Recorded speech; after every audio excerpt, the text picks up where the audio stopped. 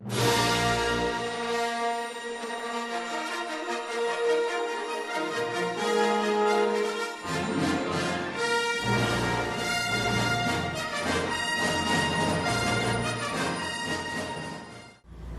magnético é a concentração de magnetismo que é criado em um corpo em um determinado espaço.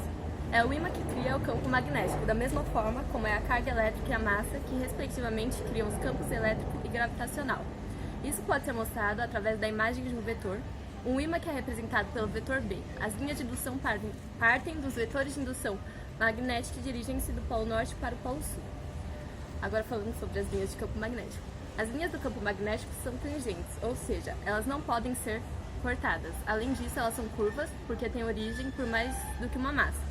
Isso porque os ímãs são de polos e seus polos norte e sul não podem ser separados. Quando ligamos as extremidades ou pontas de um fio condutor, temos uma espira. De uma forma geral, a espira é sempre representada por uma figura plana, como um retângulo, um triângulo, uma elipse ou um círculo. No caso da espira circular, o campo magnético associado a ela apresenta as seguintes características no seu centro: direção, que é perpendicular ao plano da espira; o sentido, que é obtido utilizando a lei de Ampère, regra da mão direita. Aqui consideramos cada trecho da espira como se fosse um pedaço de um fio reto e longo. E a intensidade, que pode ser calculada pela expressão B, Mi, vezes I, 2R. Aqui R é o raio da circunferência formada pela espira. Se considerarmos várias voltas iguais em torno de uma mesma circunferência, teremos uma superposição de espiras, bobina chata ou plana. E o valor da intensidade do campo magnético no centro da bobina será dado por a mesma fórmula, só adiciona o N, onde N representa o número de espiras que formam a bobina. Isso ocorre quando o comprimento da bobina for pequeno, comparado com seu raio. Devemos notar que um observador colocado acima da espira vai enxergar as linhas de campo saindo, e a parte representa o polo norte do ímã. Já quem estiver abaixo verá as linhas de campo entrando, e essa parte representa o polo sul do ímã. Bom, o eletroímã ele foi descoberto pelo físico dinamarquês chamado Hans Christian Ørsted, porque em 1831 ele escreveu um ensaio que previa uma relação entre a corrente elétrica e o campo magnético. Só que ele não conseguia provar isso.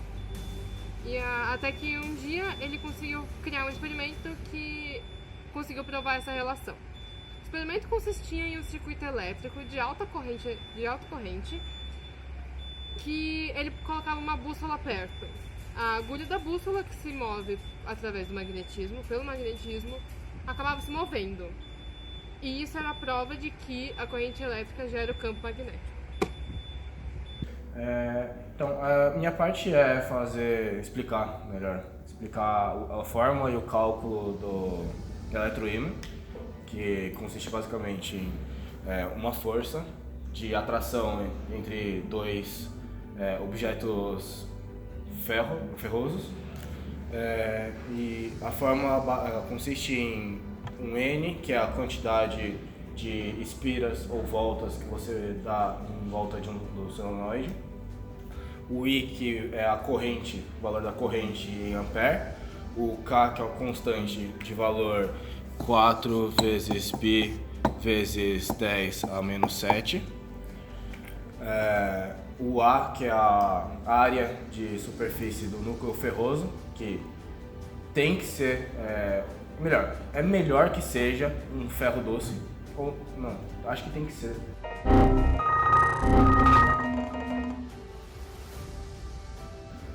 Tem que ser um núcleo de ferro doce, melhor não usar aço, porque ele estraga as coisas.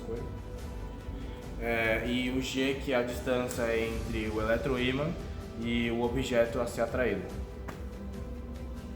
Como tema do nosso trabalho, nós escolhemos o eletroímã. O eletroímã é um dispositivo muito simples, que consiste basicamente em um núcleo ferroso e uma espira, geralmente composta por fios de cobre.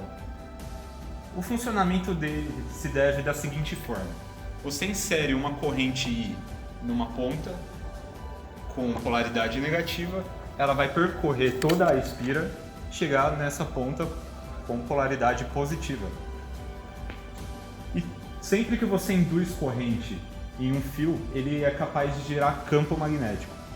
Esse campo magnético vai ser alinhado pelo núcleo ferroso, aumentando a intensidade do campo.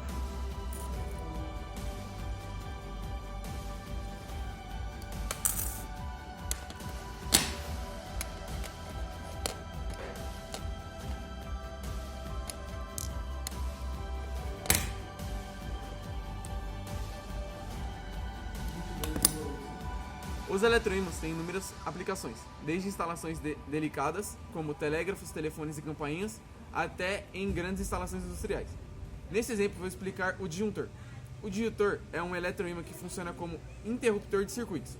É usado quando se quer proteger um dispositivo qualquer M de correntes muito elevadas. Esse dispositivo M é ligado em série com a bobina do eletroímã, de maneira que a mesma corrente I que passa por M também passe pela bobina.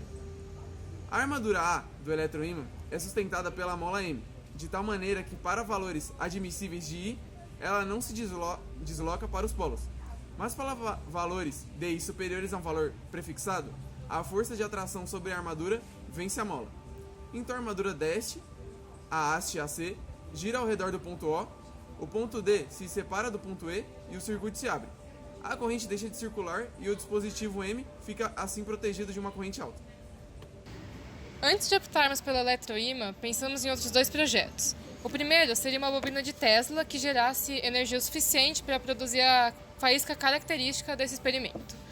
A gente chegou a construir uma bobina de Tesla, mas acabamos não conseguindo tensão suficiente para ionizar o ar e gerar a descarga elétrica que produziria a faísca. Então a gente optou por mudar o experimento e tentar acender um LED a partir de um campo eletromagnético com corrente alternada, que é quase o mesmo que o mesmo princípio que a gente vai usar no eletroímã, só que o eletroímã é com corrente contínua em vez de alternada. Acidentalmente, a gente queimou o transistor tentando acender o LED. A gente queimou. Sem querer, a gente queimou o transistor que geraria corrente alternada, que impossibilitou a gente de continuar o experimento. Então, a gente acabou voltando para a ideia do eletroímã, que a gente já tinha montado, já sabia como funcionava, já tinha certeza que ia funcionar. E eram princípios parecidos com o da bobina de Tesla, que era o nosso projeto inicial, a nossa ideia inicial. Então, a gente optou por ele.